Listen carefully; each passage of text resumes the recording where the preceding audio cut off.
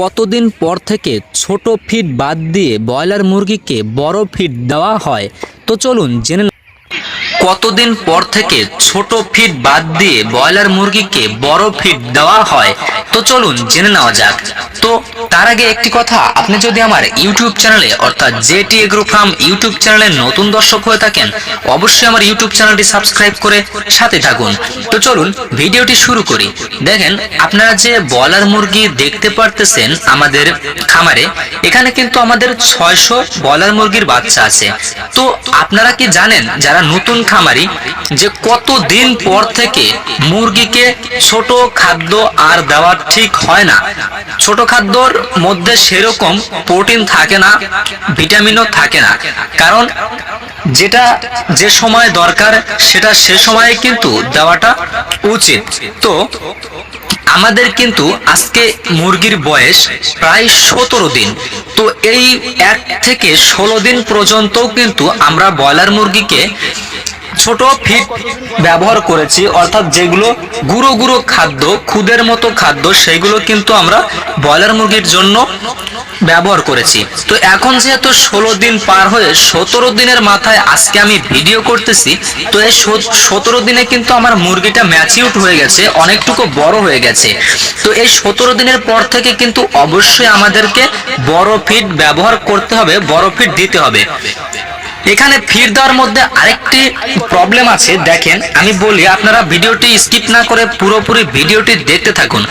I hope, আমি মনে করি আপনারা যদি ভিডিও দেখেন, ভিডিওর মধ্যে থেকে অনেক কিছু শিখতে পারবেন। তো দেখেন, 17 দিনের পর থেকে কি ডাইরেক্ট ছোট ফিড বাদ দিয়ে বড় ফিড আপনারা দিবেন? না, সেটা কিন্তু কখনোই করা যাবে না। এই ভুলটি কখনোই করবেন না যে ছোট ফিড শেষ হয়ে গেল, এখন আমরা বড় ফিড ডাইরেক্ট পাত্রের মধ্যে দেই, সেটা কিন্তু কখনোই করা যাবে না। প্রথমে দেখেন, আমি আপনাদেরকে বলি, যেটা বলি সেটা একটু মনোযোগ দিয়ে বোঝার চেষ্টা করুন।